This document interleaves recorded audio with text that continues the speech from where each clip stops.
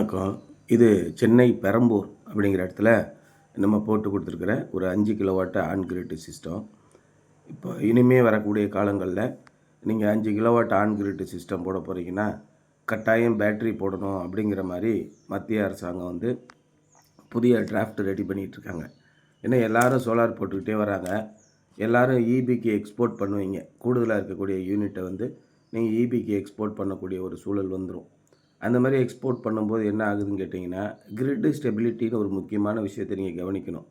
எல்லாருமே எக்ஸ்போர்ட் பண்ணிட்டாங்க, யாருமே வாங்கலை அப்படிங்கும்போது அந்த டிரான்ஸ்ஃபார்மர் ஃபங்க்ஷன் ஆகாது. அப்போ டிரான்ஸ்ஃபார்மர் ஃபங்க்ஷன் ஆகாமல் உட்காந்துரும், எல்லா வீட்டுக்கும் கரண்ட்டு கட் ஆகிடும்.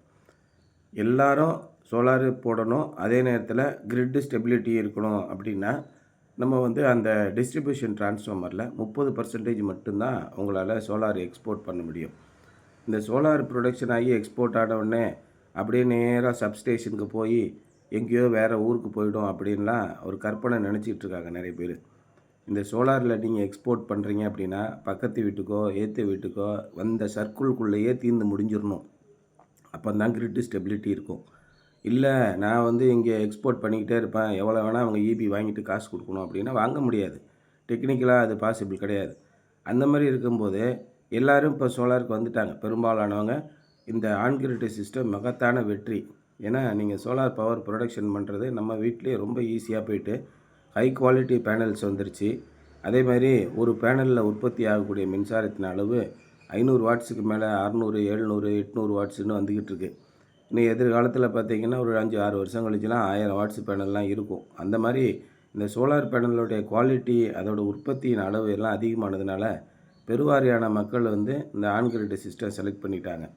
அப்போது இந்த மாதிரி பண்ணும்போது அரசாங்கத்தால் இனிமேல் கோஆப்ரேட் பண்ண முடியாது. ஏன்னா 100% பேருமே நான் சோலார் போடணும்னு சொல்லி சொன்னால் அவங்களால ஏற்றுமதி பண்ணி அதை வாங்கிக்கிறதுக்கான வழி இல்லை. அதனால் இப்போ புதுசாக ஒரு டிராஃப்ட் பாலிசி போட்டிருக்காங்க. யாரெல்லாம் 5 கிலோவாட்டுக்கு மேலே போடணும்னு நினைக்கிறீங்களோ நீங்கள்லாம் வந்து கண்டிப்பாக பேட்ரி சிஸ்டமும் போட்டுக்கணும். அதாவது ஆன்கிரிட் ஹைப்ரிட் இன்வெர்ட்ரு போட்டு அதில் பேட்ரி போட்டுக்கணும். அப்போ தான் அதில் வந்து மின்சாரத்தை நீங்கள் எக்ஸ்போர்ட் பண்ணாமல் அதில் ஸ்டோர் பண்ணிக்கணும், உங்களுடைய மின்சாரத்தை நேராக யூஸ் பண்ணிக்கணும் அப்படிங்கிற மாதிரி சொல்கிறாங்க. இதைத்தான் நான் ஆரம்பத்துலேருந்தே சொல்லிக்கிட்டு இருந்தேன். இப்போயும் பார்த்தீங்கன்னா நீங்கள் கமர்ஷியல் எஸ்டாப்ளிஷ்மெண்ட் வச்சுருக்கீங்க, 100 கிலோவாட் 200 கிலோவாட் தேவைப்படுதுன்னா தயவுசெய்து நீங்கள் இபியோட கனெக்ட் பண்ணுற அந்த net meter scheme, net feed in scheme on grid சிஸ்டமே போடாதீங்க. ஆன்கிரிட் சிஸ்டம் வந்து இனிமேல் கவர்மெண்ட் வாங்குறதுக்கு தயார் இல்லை. உங்களுடைய யூனிட்டை அடிமாட்டு விலைக்கு வாங்குவாங்க. அதுக்கு புதுசாக லெவிஸ்லாம் போட போகிறாங்க. அதாவது இதை வந்து உங்களுக்கு வந்து ப்ரொமோட் பண்ணுறதை விரும்பலை அவங்க.